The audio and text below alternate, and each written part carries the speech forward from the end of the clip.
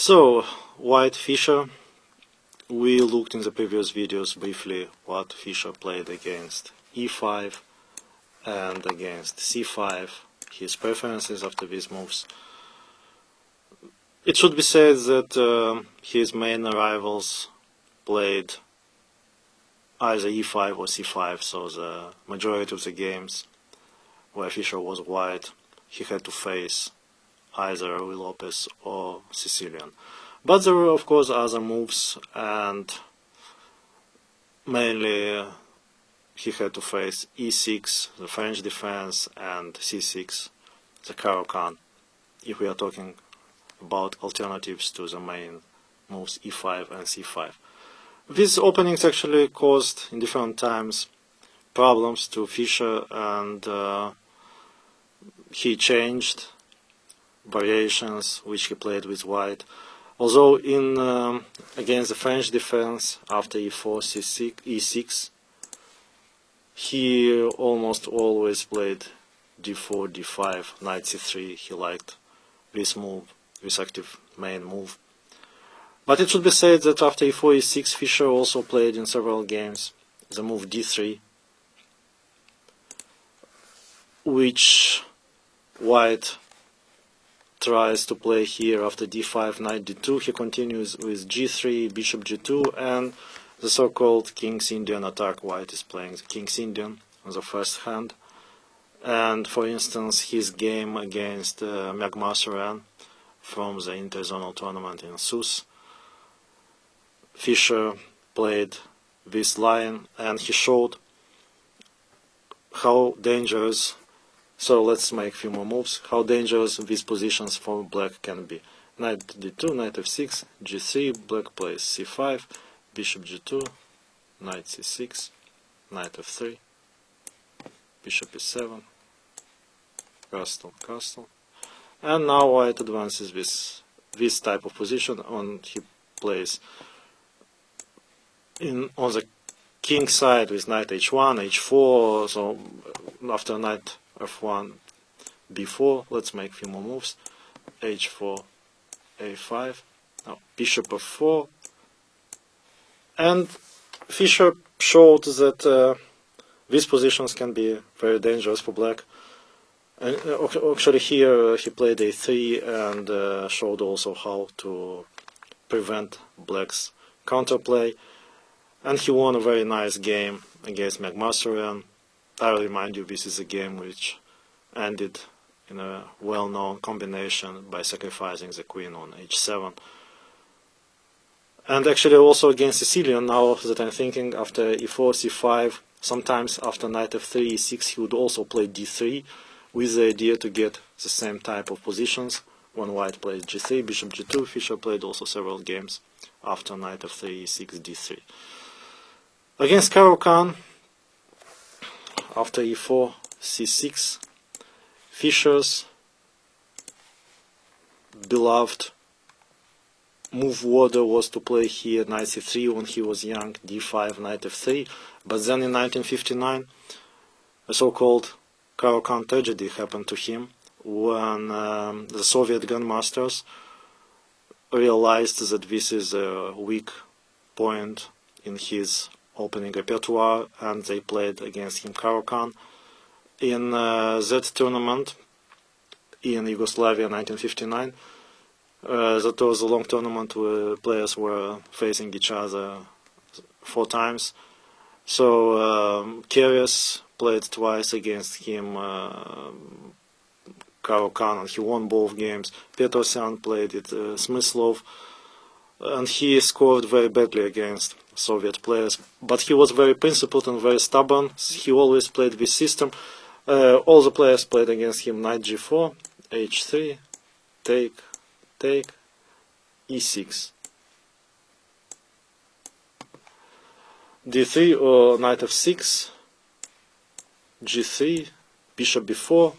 So this position was played by these grandmasters, and they scored very.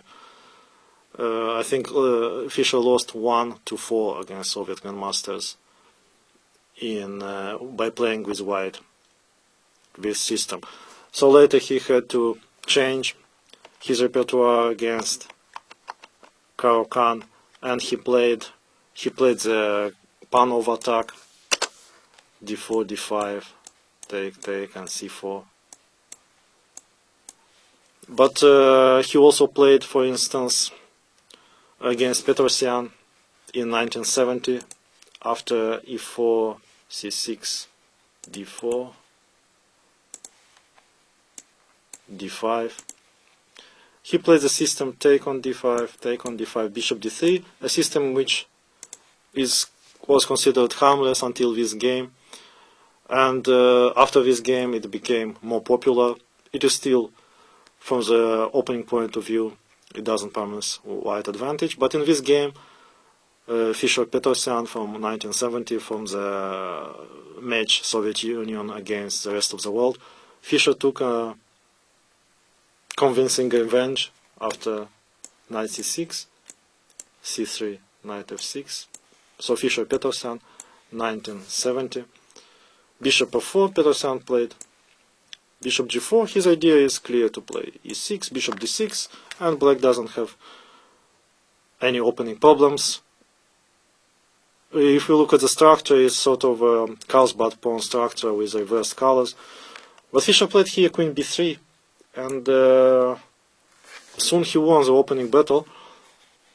The game continued knight a5, queen a4. Here black should have returned back knight c6, but Petrosyan played bishop d7, queen c2, e6, and this was a psychological victory in the opening by Fischer, because the bishop remained on d7, so he didn't come to f5 or g4 before playing e6, and white has here attacking prospects. So the game continued knight f3. Black played queen b6. Petrosyan wants to exchange the bishops, but white played a4. Very concrete approach, typical for Fischer in the opening also. He solved strategical problems by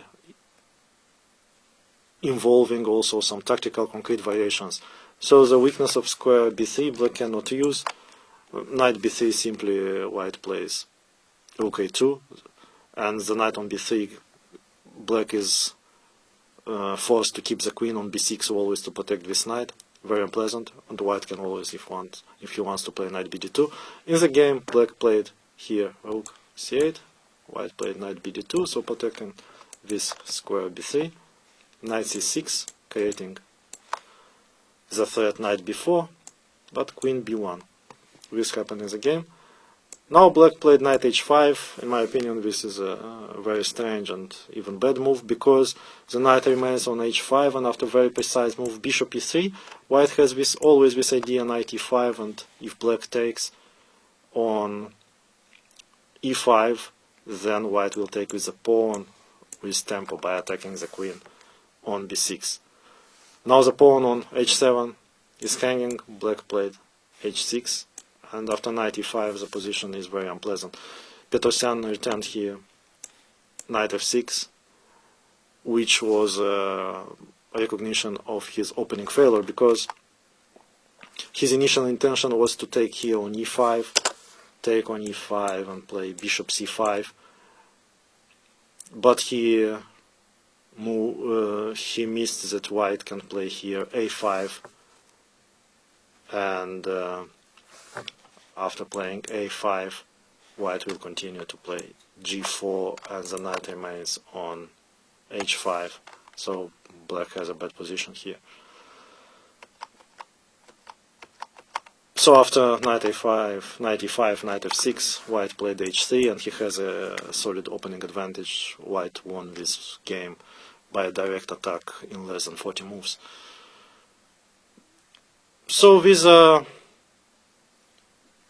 Fischer's main variations with white when he played e4. As I said, in the match against Spassky in 1972, the World Championship match,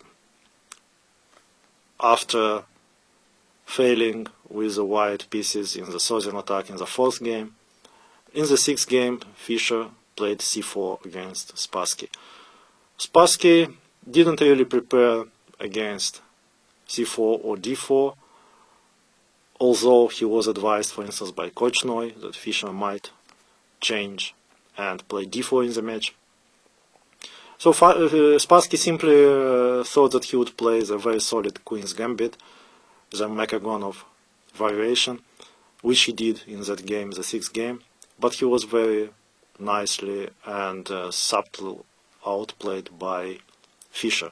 So Fischer showed in this match against Spassky a very flexible and very universal approach.